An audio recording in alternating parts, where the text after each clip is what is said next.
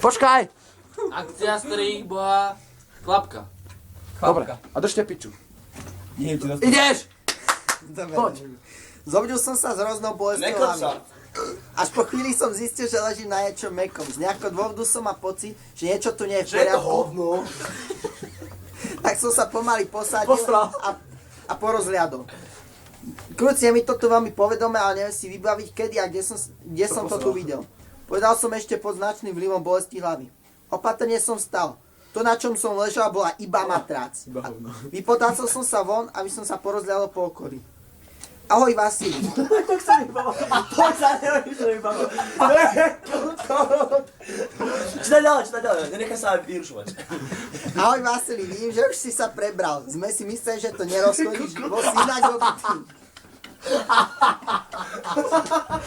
Ty si kára. Ivo, ty si čítaj.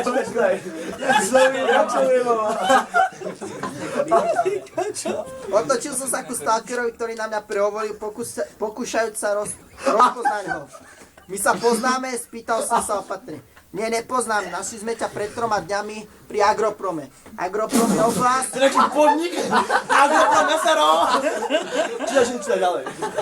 Agroprom je oblasť blízko istého podzemného komplexu. Ani nie komplexu medicinnosti, to nech vás nezaujíma. Ten kokot. Čítaj. Ako potom vieš, že sa volám Vasili? Spýtal som sa po chvíli ticha. Ježe sa pýtal. Stalker sa mňa uškrnul a ukázal na moje pravé plece. Pozrel som sa tam a videl, že mám na chrbte nejaké akáčko. Čo to má? Akáčko. Čo? Aká 47. Kalašníkov. Mal to napísané na pažbe, čo ma prekvapilo, lebo málo kto nosí akáčko s drevenou pažbou. Usmial som sa trochu neprítomne. Ani ja neviem, prečo som si také bral. Čo bola pravda, lebo som si to fakt nepamätal. Ukončil som debatu a vydal sa na prieskum po tábore. Uvidel som skupinku asi 5 stalkerov, ako tam sedel pri ohni. Prisadol som si teda k ním. A rozmal si klobásu. Aby som sa prípadne niečo dozvedel a hlavne počunúci vtipiaru na gitare. Na čo sa niekam ponáhľať? Stalker na gitaru? Hej, tam hrajem dosť často. Tam hrajem dosť často, A tančujú country. Vystrelil, lebo hrajú na gitáru. Divoký byl. Vy ste neverili, ako sa ten bandit tváril, keď som mu do ksichtu nameril abakán a odsvakol poistku. Smial sa jeden stalker, keď ostatným vyprával nejakú prírodu. A zastrelil si ho? Spýtal sa druhý stalker, ktorého vyprávanie nejak nebavilo. Teda nie. Ja Magor som zabudol, že mám prázdny zásobník. To máš pravdu, ty si fakt Magor. Zaškeril sa tretí a odpil si z vodky. Ten, čo hral na gitare, ju medzi tým odložil, teraz jedol chleba a šunku z konzervy. Zabol. Nemáte niekto cigaretu? Spýtal som sa opatrne. Okamžite sa ku mne natiahlo 5 rúk, v každej jeden maliček cigariet. Zobral som si teda jednu, poďakoval, potom som odniekaďal vylovil zapalovač a zapálil si. Je to vypni, ty kokot. Teraz počúvame poviedku. Ostatní stalkeri na mňa skúmavo čumeli, až teraz si uvedomili, že som nováčik. Volám sa Vasili, začal som náhodne konverzáciu, aby som prelomil bariéru ticha. Vasili, aký? Spýtal sa stalker za bakanom. Jebli. Neviem, priznal som sa. Si nováčik, čo? Si nováčik, čo? No jo, ti musíme vymyslieť prezývku. Zasmial sa, čo ma trochu znepokojilo. No, zamyslel som sa. Sám ty kokot. Ja sa to odjebe do piči, som sa rozjedem. Čítaj! Počúvaj poviedku. Máš dobrú vestu, Máš dobrú vestu? Od veca čoho? Čo takto Vasili Kevlar. Pozrel sa gitarista na ostatných, ktorí si vlastne prikúli. A tak som už mal aj meno. Vasili Kevlar. Po ďalších 2 dňoch skúmania tábora som zistil,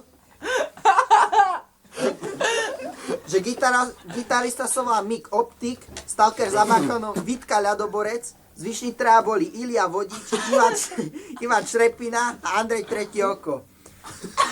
Andrej Tretie oko! Jaké druhé? Bolo tam aj veľa ostatných stalkerov. Šajňame ešte raz, ti zlomí tú ruku.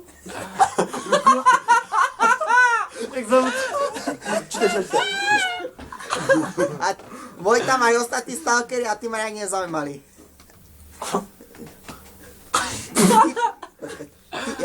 Títo 5 sa stali mojimi kamošmi. Bodka. Otáznik. Nie, dvojmož. A Paolo Habera, či kokos. On tam bol ešte vedúci, aspoň tak ho oslovali. Vedúca.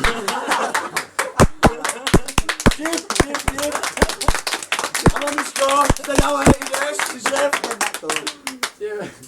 Volal sa, To je úplne komédia do piče. volal sa Petr Polo. Tropic Thunder. Peter Pan. Peter Pan. Nikdy som nezistil, odkiaľ tú prezývku má. Obchodníka sme v tejto dedinke nemali, ale východne od nás mala frakcia povinnosť, stanovisko, tam sme nakupovali. Ceny boli dobré, ochota tiež. Kopilota. Obchod boli kokota, ja vieš. Continue, Mišo, continue, povedz. Ráno som stal okolo 5. Bolo to až na 7. deň, čo som bol so stalkermi.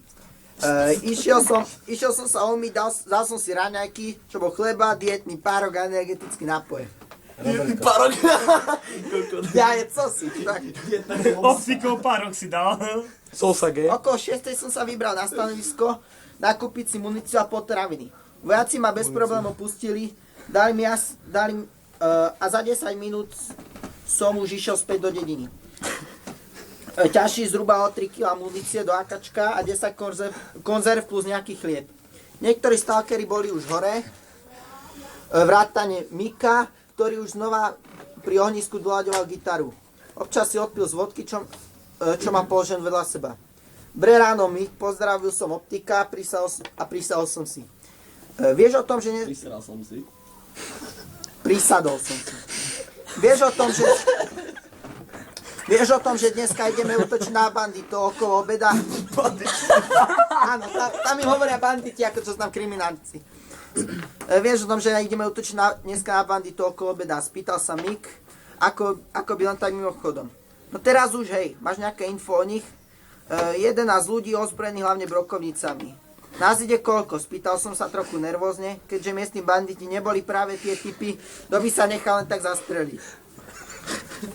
Nás ide... Čo sa tam máš? Smrkal, normálne smrkal. Áno, smrkal fixko, ty si kokot.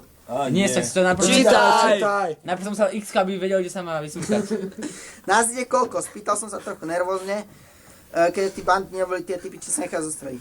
Nás ide 8. Ja, ty, Vítka, Ilia, Ivan, Andrej a ďalší 2 stalker, jem na to.